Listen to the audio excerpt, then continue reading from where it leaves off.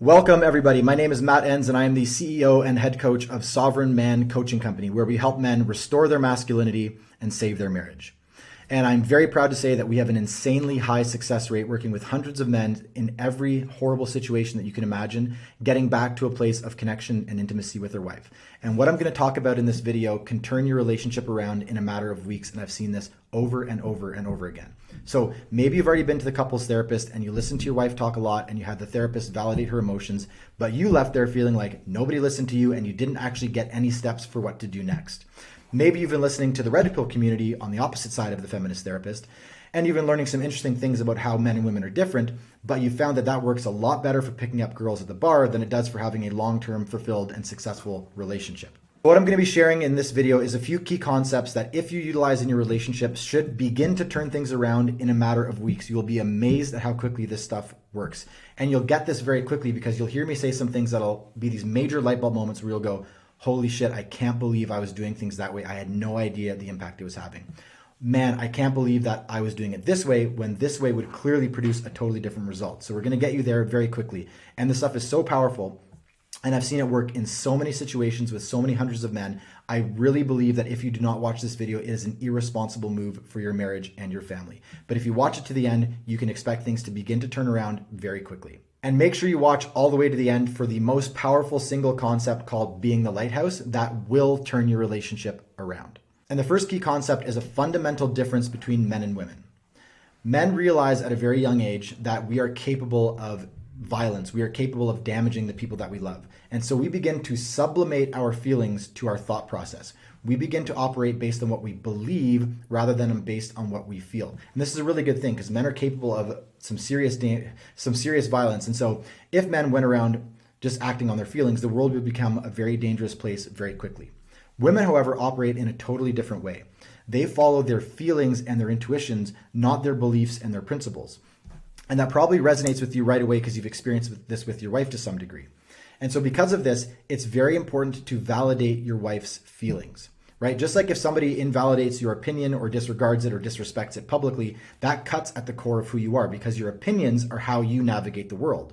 But she doesn't navigate the world through her opinions. She navigates the world through her intuition and her feelings, through her emotional state. And so if you invalidate that, you might think you're just pointing out a factual inaccuracy, but really what you're doing is you're invalidating who she is at the core of her being. So let me give you an example of how this might play out in a fight. Your wife comes to you and says, you're not doing the dishes enough. I feel unsupported. Now what men do, what the male brain does is says, okay, let me take an inventory of how often I've done the dishes and all of the other effort I'm putting in, and let me see how that stacks up compared to her complaint. And so we approach it from a factual level, right? But what we're missing is this is not a factual argument for her. She was feeling unsupported, and the nearest fact to that feeling was the dishes, so she grabbed that nearby fact. So even if you prove to her that you've been doing the dishes more than she has, or you've done more than is fair, or whatever the case might be, that's not going to get anywhere. And you'll recognize this because you've been in those fights where you've proved her wrong, and you've shown that factually her complaint isn't valid. And instead of going, oh, good point, you know what, I could probably relax on that. I see that you've actually been doing more than I think. I should appreciate you, which is what you'd expect from a buddy if you had the same conversation. Instead, what happens is the fight escalates from there, right? So you prove her wrong, you factually explain why she's incorrect, and then she gets more upset rather than less upset. Okay, it's because it wasn't a factual issue for her. She grabbed a nearby fact to attach to her feeling. And her feeling in that case was, I don't feel supported by you, right? It wasn't actually about the dishes. So you can get distracted by the facts she throws at you and miss the whole point that she's going through something emotional and she wants to be addressed at the emotional level. You could prove her wrong 100 times and lose every single one of those fights. You have to address the underlying emotional reality because that is where the issue is taking place by her. So what I recommend you do is the next time your wife comes to you with a factual complaint of some kind, dodge that fact like you're doing jujitsu, and instead of trying to factually analyze the content of her argument and respond in that way, try to figure out what is the underlying emotional reality for her. Is she feeling like she's not safe? Is she feeling like she's not special? Is she feeling misunderstood or like you're not listening to her or giving her the attention she needs? And address that underlying emotional reality. Do not get distracted by the facts with your wife in an argument almost ever. Address the underlying emotional need and dodge all the facts that she throws at you because the fact is not the thing she's actually upset about. It is a nearby fact that she grabbed to try to explain to you, to try to get you to see the underlying emotion. And if you get distracted by the fact that she throws at you, she is going to feel so much more invalidated, so much more alone, so much more unloved by you than before the conversation began. That leads me to the second key concept, which is safety. Safety for a woman is a very, very different thing than it is for a man. And when you, for example, invalidate her feelings about the dishes, she feels unsafe. Now that might seem completely crazy to the male brain, but I promise you that is what's happening. And it's much more extreme than you even realize, because when she feels like you're not validating her emotions, then she feels like she's unsafe. She will literally feel not only like you don't love her, and that might seem completely crazy, but she will actually feel like she's in danger because you're not going to now protect her from the saber-toothed tiger outside of the cave. Women live in a constant state of threat detection. They are surrounded by predatory men. They are surrounded by dangers that they are less physically capable of handling than we are. And so they're constantly aware of their physical safety. If I ask a man when the last time he was feeling unsafe, he's going to say, I don't remember, or he's going to say that time 10 years ago or 15 years ago when I was in combat, or when the drunk guy outside the bar tried to fight me. She's going to say, if you ask her that question, yesterday or last week. Women are keenly aware of their physical safety because there are a lot more threats to them than there are to us. We are bigger, we are stronger, we are more capable of physical violence than they are. And historically, women dealt with this issue by having a dangerous man in their house with them that would protect them from the dangers outside of the house. And we lived in caves and huts a lot longer than we lived in air-conditioned condos, right? So this is still very much in the female brain. And when they're in the house alone with a male who gets angry at them, they are now thinking, I am in danger physically. Now, they might not believe you're going to hit them. Maybe you never have. And hopefully that doesn't even cross your mind. And you know deeply that you never would hit her. And again, she might know logically you never hit her. But her lizard brain, her body is screaming at her, I am in danger for my physical safety. And she's going to do one of three things in this case. She's going to comply with you. Just do anything she can to calm you down, to appease you, even if that means lying. Number two, she's going to try to withdraw, go to her bedroom, exit the house, go for a drive, leave. Or number three, she's going to tap into her own masculine and try to out-masculine you. She's going to tap into that part of her that can be dangerous and scary, and she's going to come over the top, be more aggressive than you, really come at you and attack you to give herself that sense of safety. My man is not providing me safety. Well, I'm going to tap into my inner man to create that sense of safety for myself. And men in a fight, we're thinking this fight is not about safety. She's not afraid. That doesn't even really cross our minds. We're just thinking we have to have this fight so we can get to a place of resolution and connection. So what'll happen often is she'll be afraid and she'll, let's say, go to her bedroom and close the door. And what I used to always do is I'd say, no, we're not done this. We're not going to go to bed angry. That's unhealthy. We have to finish this fight. So I would chase her into the bedroom. I would take away that safety. I would get through the door. And now she's trapped alone with a man that she perceives as a threat to her physical safety. It's a horrible way of handling the situation. You can't understand just how deeply women feel this until you ask your wife. And if you ask your wife, hey, when I'm angry at you, and I'm not talking throwing plates against the wall or punching holes in the wall, just when I'm angry or when I'm yelling, are you afraid of me? Do you feel like you're in danger? And I guarantee you she will say yes. And this is such a powerful realization for my clients, because when they realize that their wife is afraid of them, they all do the same thing when they understand this. They go, oh shit, I've been doing this all wrong. I didn't realize that that's what she was experiencing. And when you know that, it makes it much easier to stay calm, to stay in a place of trying to understand her rather than trying to verbally overpower her. Because again, when that threat detection system goes off and she feels unsafe, she's going to do one of those three things, and none of them are going to lead to her feeling validated, her feeling connected, her feeling safe enough to actually want to solve the issue. So the issue will be unsolved, and likely the fight is just going to escalate and get worse. Which leads me to the third key concept, which is the love switch. This is an idea I got from Alison Armstrong in a seminar she gives called Understanding Women. And love works very different for men and women. Men fall in love, they get engaged or get married, and the love switch turns on. And from that moment on, they are now in love with their wife. And you can be in the worst fight of your life, screaming and yelling, but if you need to lay down your life for her in that moment, you would still do so. It is a very different process for women. Women fall in love with the man and their love switch goes on, but then he leaves a sock on the floor and the love switch goes off. Now, this doesn't mean that she doesn't deeply love you on a really deep, heartfelt level. But what it means is when her love switch is flicked off, she does not actively feel love towards you. Very hard for men to understand because, again, we don't go through this process. But if you ask your wife, she'll say, yes, of course, like it's a very obvious thing. And she thinks the same thing happens with you. So she thinks when you're unhappy with her, your love switch is going to flick off. And that means you're not going to protect her from the saber-toothed tiger outside of the cave. You're not going to protect her from other threats in the world because in that moment you feel no feelings of love towards her. So she feels very, very unsafe. This is really important to understand for a couple of reasons. Number one, like I said, she perceives that you're not going to protect her in that moment. And if you look at how women treat each other in their friend groups, if one of the women in the friend group is on the outs, they will not protect her. They will share her secrets, her deepest, darkest secrets that she told them in confidence. They'll start sharing them with their other friends. Women, when their love switch is turned off and when they're disconnected from somebody, that person is out and they are not getting the support and love that they need from that person. Men are very, very different. I could have a fight with a friend and he needs me 5 minutes later, 10 minutes later, 1 day later, a week later. I am there to support him. I can get over that very, very quickly. Women are very, very different. And again, you see this with how they interact with their friend groups. When you're out, you're out. So they think that we're the same way. But we also think that they're the same as we are. We think that their love switch is always in one way. And if it's off, it's a huge, huge problem. Because if a man's love switch turns off, he's done with the relationship.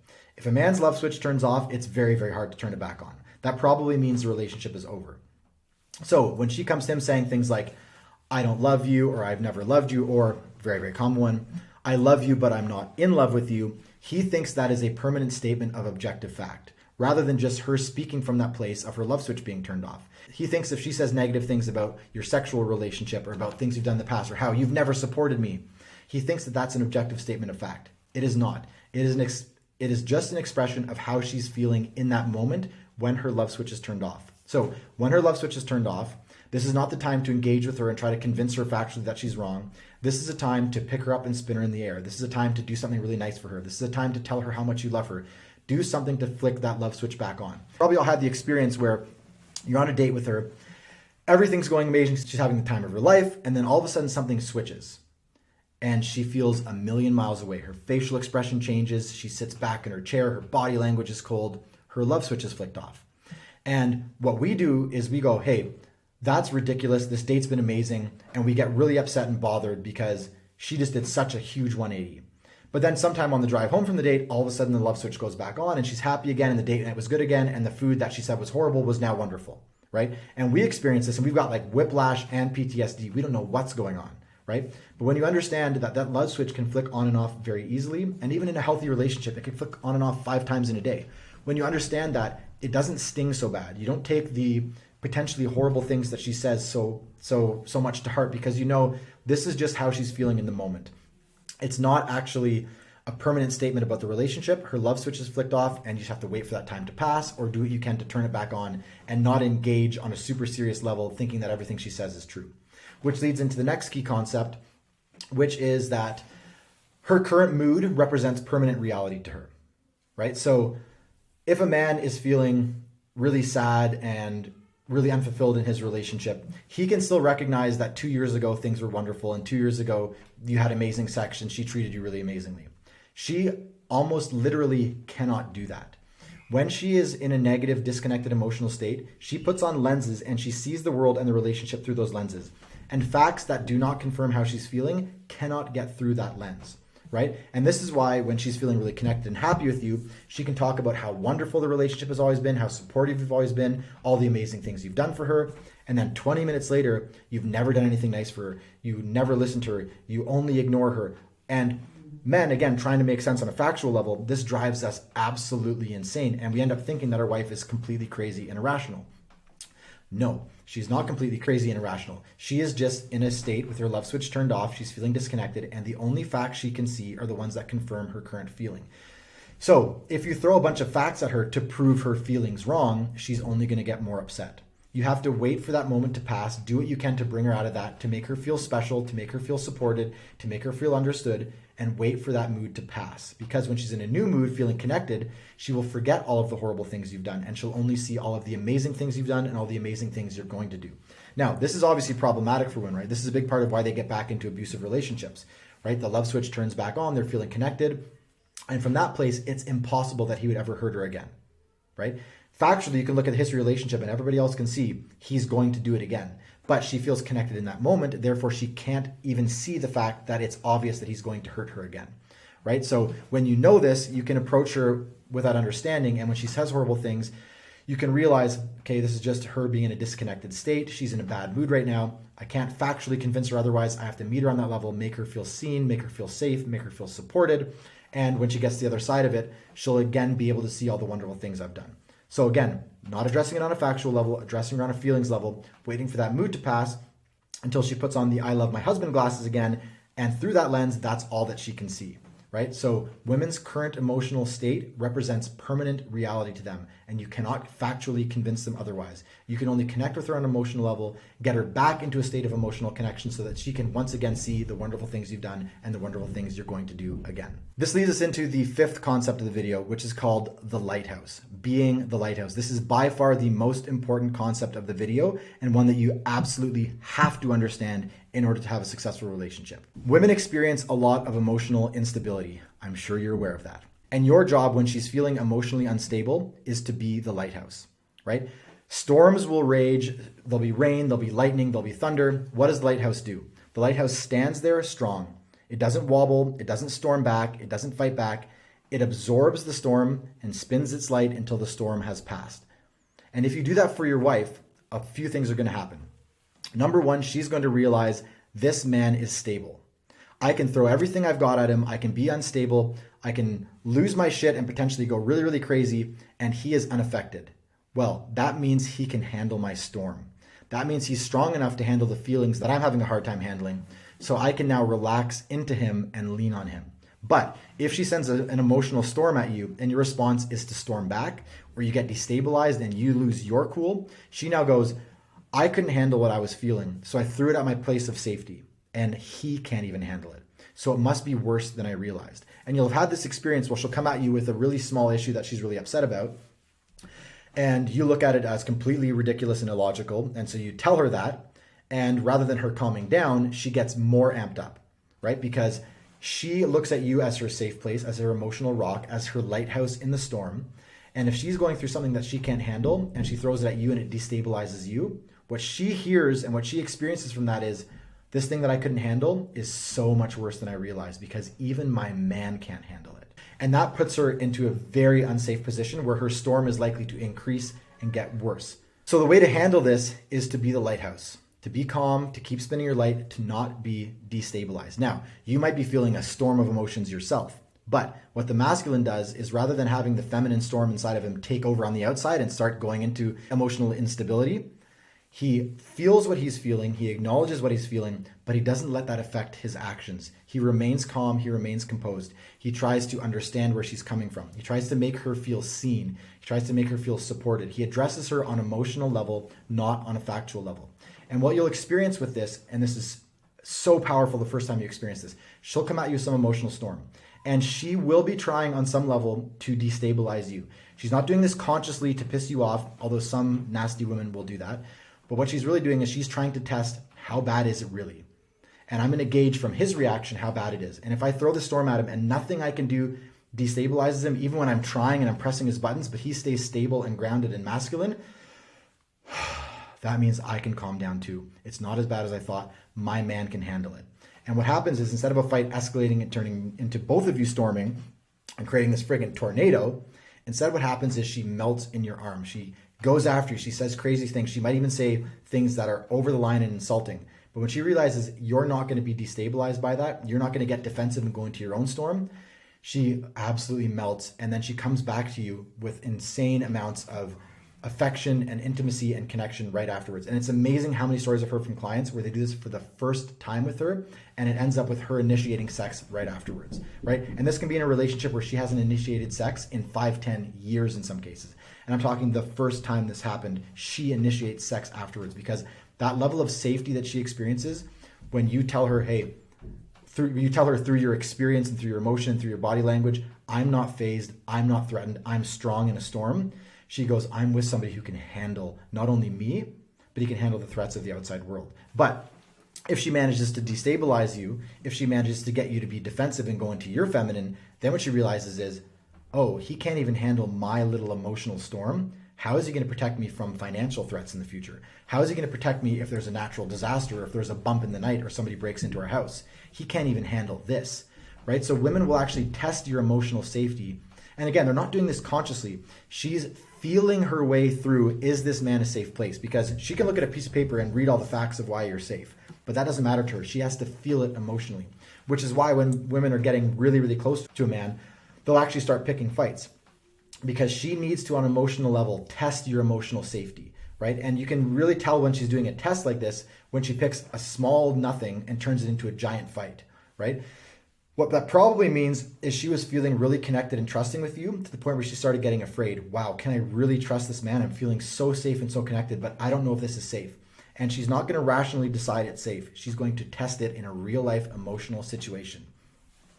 And part of what she's doing, again, is testing to see, hey, can you handle tough situations? Can you handle intensity? Can you handle craziness? Because if you can't protect me from all the other threats in the world. And that's the number one thing I need you to do. But if she tests you and she finds you can handle her, she can then calm down. It's not that different from when your kid scrapes her knee at the park and she runs over to you screaming, "Daddy, daddy, daddy, is it bleeding? Is it horrible? Do I have to get my leg cut off? Do I have to get a needle? Do I have to get stitches? Do I have to go to the doctor?" She's losing it. And you look at her and you go, "No, baby, you're totally fine. There's nothing wrong. Go keep playing. It's not even bleeding. Your knee is perfectly okay." And you give her a kiss on the cheek and she runs off and plays with her friends. Right? But maybe that same little girl scrapes her knee and she runs over to mom or grandma or you in a bad emotional state.